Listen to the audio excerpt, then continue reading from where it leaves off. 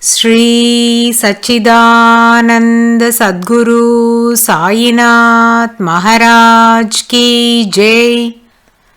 Sri Sai SATCHARITRA, an insight. Episode 207. My humble prostrations at the lotus feet of our Sadguru Sai. By the divine grace of Sai, an attempt has been made to translate the gist of the divine discourse of Sri Ramanathan brother telecasted in Sai TV. This is purely done to share the glory of Sai and his divine teachings with more insight to the aspirants. Om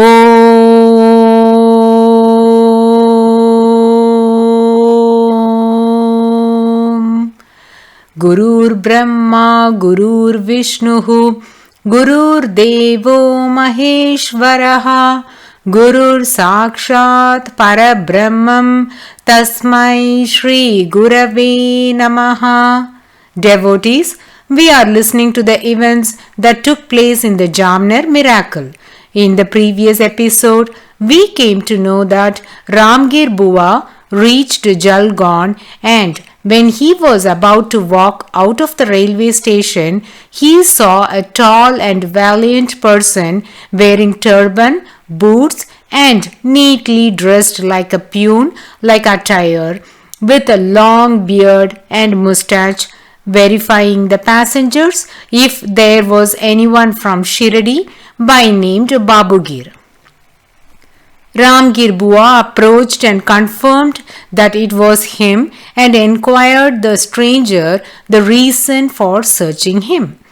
The stranger said that he was sent by Nana Sahib Chandorkar with a tonga to pick him up from the railway station. Ramgir Bua was pleasantly surprised and felt greatly relieved, as he had been anxious about his onward journey because he was just left with 2 annas in his pocket. He followed the peon and they both reached the tonga. Ramgir Bua got into the tonga. It had very comfortable seating. The horses looked huge, healthy and alert. The peon drove the tonga and the carriage went fast than he can think. It overtook all the other tongas on the way. After riding a long distance for almost an hour, they reached a place known as Bagur. The peon stopped the tonga as he found a stream close by. He said he wanted to make the horses drink some water and rest a bit. Saying so, he parked the carriage and took the horses to the stream for them to drink water.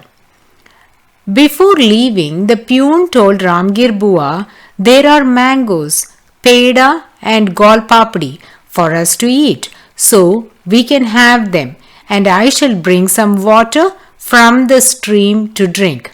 After relaxing, we shall continue the journey." Subsequently, he went near the stream. Ramgir Bua was apprehensive to eat the food, as he thought the peon to be a Muslim, looking at his attire and personality. At that juncture, the peon returned with the horses to the place where the carriage was parked. He tied the horses there and said, "Let's eat." But seeing the hesitation of Ramgir Bua, the peon on his own said, "Why are you so confused? I am a Hindu Kshatriya, belong to the place known as Karwal. Don't worry, all these foodstuffs were sent by Nana Sahib Chandorkar for you through me. Hence, you can eat them peacefully." His statements were profound and clear. They clarified all the suspicious thoughts of Ramgir Bua. Though no questions were raised by Ramgir Bua to the peon, the latter was intelligent enough to read the feelings and spoke accordingly. Ramgir Bua was convinced and decided to have the food. Now both sat on the banks of the stream and ate the food. Then they both got into the tonga and resumed the journey. The horses ran swiftly towards Jamner. Now the time was almost 4:30 After riding for another 1 hour, about 5:30, the Tonga approached towards the entrance of Jamner as dawn breaks. From here, the Gosavi was able to see the buildings in that locality. As per the Tongawala statement to Ramgir Bua, the carriage and food was sent by Nana Sahib Chandorkar for him. In that case, he should take Ramgir Bua straight to Nana Sahib's home. Instead, he stopped near the camp office of Nana Sahib, known as Katcheri at Jamner. At that very moment, Ramgir Bua was in a rush to attend to nature's call. So, he crossed the road and went to an isolated place to ease himself. After he was done, he returned to the spot where the carriage was stopped. To his astonishment, there was no trace of the Tonga, horses or the peon. He then noticed an office building right in front of him. When he went closer, he was pleasantly surprised to see the name board outside the office that read Nana Sahib Chandorkar name as Mamlatdar of Jamner. Ramgir Bua immediately walked inside the building to enquire. Though it was early morning, the subordinate employees would be staying overnight to take care of the official work in government offices. Ramgir Bua asked the employees if Nana Sahib Chandorkar was available. They said, "Sir, he is not at office, but his residence is close by. You can go over there to meet him." Saying so, they pointed to the path that would lead him to his house. Ramgir Bua came out of the office. Still, he couldn't find any evidence of the Tonga and thought maybe the peon went home, and anticipating to meet him at Nana Sahib's home, he proceeded towards Nana's house. He reached Nana's home, and as the door was closed, he sat in the veranda. At that very moment, Nana opened the door and was surprised to see Ramgir Bua there and took him inside. There, Ramgir Bua saw the Navchandi Homam and Durga Saptasati Parayan in progress. Nana Sahib was immensely happy to see Ramgir Bua as he had come from Shirdi, the holy abode of Sri Sai Maharaj. He considered Ramgir Bua's arrival as a very auspicious one. Ramgir Bua, alias Babugir Bua, heard about the miserable plight of Mainatai and quickly handed over the holy ashes that was carefully packed by Sri Sai to be given to Nana, and the copy of the Arati along with that. Nana felt fortunate and blessed. He breathed a sigh of relief receiving the divine ashes of Sri Sai and the Arati. It was very timely because Mainatai's plight was very serious. She has been enduring severe pain for the past few days. Nothing gave her relief. Entire family is in a state of emotional distress. Nana Sahib gave the udi to Radhabai, advising her to mix some of it in water and give to Mainatai to drink, and smear some on her forehead. Nana took the Arati copy, stood in front of the portrait of Sri Sai, and sang it with great fervor and devotion. To the surprise of all, as soon as the Udi Tirth was given to Mainatai, very next moment Mainatai gave birth to the child. Nana was reassured of the greatness of Udi and felt very grateful to Sri Sai for sending his blessing at the right moment and relieving the labor pain that Mainatai had been toiling with for the past 3 days. Everyone was happy that Mainatai had a normal delivery. Now, the Gosavi also felt happy, and the purpose of his coming has also been fulfilling, so he decided to continue his journey. Nana Sahib conveyed his heartfelt thanks to Gosavi for his timely arrival and bringing the most precious healing medicine, the Udi and the Arati song. Gosavi said, I could reach your home on time as you had sent me the Tonga to fetch me from the station. Gosavi said this because he was under the impression that the message must have come from Shirdi to Nana Sahib that Babu Gir will be coming to Jalgaon to hand over the sacred ashes. Hence, the Tonga was sent by Nana to the railway station. But nothing of that sort had happened. Devotees, wait for a moment to know what transpired. Gosavi conveyed his humble thanks for the Tonga, food, and the reception given to him. Hearing this, Nana was surprised. He said, I never sent any carriage. Gosavi said, Yes, indeed. It's because of your Tonga I could reach safely on time without any hassle. Nana replied, I was not even aware of your arrival. Then how can I send a Tonga to fetch you? With curiosity, he asked, Can you please explain in detail what actually happened? Awe-struck with the reply of Nana, Ramgir Bua narrated the complete episode starting from his journey from Shirdi until he reached Jamner, that is Nana Sahib Chandorkar's home. Nana Sahib couldn't control his emotions.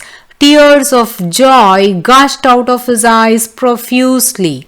Both were dumbstruck, wondering how skillfully Sri Sai had executed his plan at every step and showered his boundless mercy upon him and his family. Sri Sai Maharaj, for the sake of protecting his devotee, assumed the form of the peon, horses, the most comfortable Tonga, and drove the carriage himself to make sure his sacred panacea for all ailments, that is, the holy Udi, reach his beloved devotee on time. He relieved Nana Sahib and family from discomfort and suffering. To play this divine sport, Babu Gir Bua was made an instrument. So, in real, neither the Tonga, the horses, nor a peon were sent by Nana Sahib Chandorkar. Wow! Isn't this an astounding miracle? How can human mind even think of such an amazing Leela? Sri Sai Maharaj, the only savior, came to his devotee to rescue his daughter from labor pain out of sheer compassion. How blessed Nana Sahib and his family to receive this supreme blessing and to experience such an outstanding miracle. Nana Sahib's heart melted with love for Sri Sai. He bursted out in tears, thanking thus, Oh, my beloved Sri Sai Baba, you took so much trouble just to save my daughter and to alleviate our suffering. How can I thank you for the enormous grace, the pure benevolence, immense strength that you are showering upon us? Gosavi was speechless, listening to all that Nana Sahib spoke. Ramgir Bua was feeling sorry as he failed to recognize Sri Sai that came in the form of the peon, took the shape of the Tonga, and horses were his instantaneous manifestations. At the same time, he felt blessed as he could experience this wonderful Leela in his life. Through this Jamner miracle, Sri Sai has bestowed his blessings upon Nana Sahib Chandorkar, Mainatai, and Ramgir Bua. Mainatai delivered a boy baby, but as destined, the child was born dead. Nana Sahib was shattered because Mainatai was his only daughter and she was married at an early age, became a widow in a year, and the only ray of hope and joy for her was the fetus she was carrying, and that was dead at birth. After some time, he went to Shirdi. His heart was engulfed with sorrow. He went and sat at Dwarakamai, unable to overcome the grief. The misery was so deep that he had become insensitive to even enjoy the immense grace of Sri Sai that he and his family experienced through the Jamner miracle. Generally, Nana Sahib Chandorkar will come to Shirdi with a great joy and devotion, as he will be ever enthusiastic to have Sri Sai Baba's darshan. Whereas now there was no trace of happiness in his face. Sri Sai Maharaj was also quiet for some time. Nana Sahib gently raised his concern. Baba, why should I face these circumstances? Sri Sai spoke in a stern voice thus. Look, birth and death are decided by God. I cannot take any charge on that. Those are part and parcel of life. If you are coming to me for the sake of saving the life of your son-in-law or your grandson, then do not come to me. There is no need for such a meeting. God is competent enough to amend the fate, but this kind of alteration will cause unnecessary confusions. Hence, God doesn't do such changes. All-knowing Sri Sai was aware that Nana Sahib's mind was in turmoil. Hence, Sri Sai Maharaj wanted to give a clear direction to mend his mind. Thus he said that if the purpose of coming to Shirdi is only to plea for saving the life, then one need not come to him. Sri Sai Maharaj continued, if God decides that sun must rise here, then accordingly the sun rises here. If you would ask, can the Lord make the sun to move a bit away from the usual spot and rise? Then, yes, He is capable to do that, but Lord will never do such an act, as that would cause needless commotion in the solar system. Through the above analogy, Sri Sai Maharaj is emphasizing on the fact that death is inevitable and was destined to happen for those two at that time. Though it can be averted, it should not be done, as that would lead to disorder. Thus, he didn't do that. Then, as years rolled by, Nana's mind accepted the destiny. So, devotees, what is the purport of this Jamner miracle? Let us ponder upon this. In Bhagavatam, as we glimpse through the divine sport of Lord Krishna, we come across a Leela in which Lord Brahma would hide all the cows and cowherd boys in a cave as a part of Brahma Maya. Lord Krishna, by his supreme power, will take the form of all those cows and cowherd boys and continue to perform the actions as usual. None would be able to realize that it is Krishna in those forms. This he didn't do for a day or two, but almost for a year. Then Lord Brahma realized his folly, that hiding these cows and cowherds are just a childish prank when compared to the divine sport of the Supreme Lord, and immediately released all of them. When the cows and cowherd boys were freed, they all behaved as though they woke up from their deep sleep. 1 year in Bhuloka, that is earth, is equivalent to 1 day in Svarkaloka, that is heaven.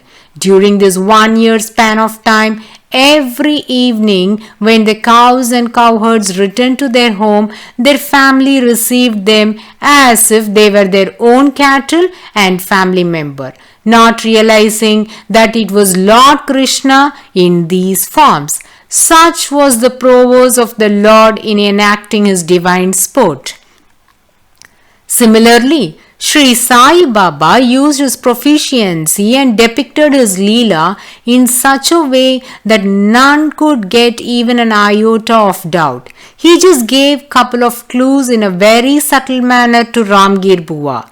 At Shirdi, while everyone called him by the name Ramgir Bua, it was only Sri Sai Baba who called him as Babugir Bua. And to indicate to Ramgir Bua that it was he who is in the form of the peon at the railway station, Sri Sai Maharaj kept on asking, "Who is Babugir Bua from Shirdi?" But Babugir Bua couldn't catch the purport. Following this, after a long journey, they both relaxed near the stream at Bagur and had some food. Devotees, give your attention to this incident. The journey commenced at 3 a.m., that is, in the wee hours of morning, and after an hour, they are eating some food which is around 4 a.m. We might wonder what is the need to eat food at that time. Usually, none would consume food that early morning. But devotees, if we recall the previous chapter, we can perceive that Sri Sai Maharaj never wanted his devotees to remain hungry. A task cannot be accomplished successfully in an empty stomach is one of the core principles of Sri Sai Baba. Ramgir Bua must have had his dinner the previous night and his stomach would have digested that food and must be hungry now. Omniscient and all-compassionate Sri Sai Maharaj decided to appease his devotees' hunger and then get him complete the task. Sri Sai Baba not only assumed the form of the Tonga, the horses and the horse rider, but also became the food and served it with a motherly love to his devotee. Oh, his ways are unfathomable. How can one describe them? He is the God of mercy. Sri Sai Maharaj re-establishes to his devotees that giving food is auspicious and beginning a work after consuming food is also propitious. That's the reason Sri Sai Baba provided varieties of foodstuff to Ramgir Bua so that he can pacify his hunger. This reminds of a miracle transpired by Sri Gajanan Maharaj, which is very interesting, says Ramanathan brother, and we shall listen to it in the coming episode. Bo to Sri Sai, peace be to all. Om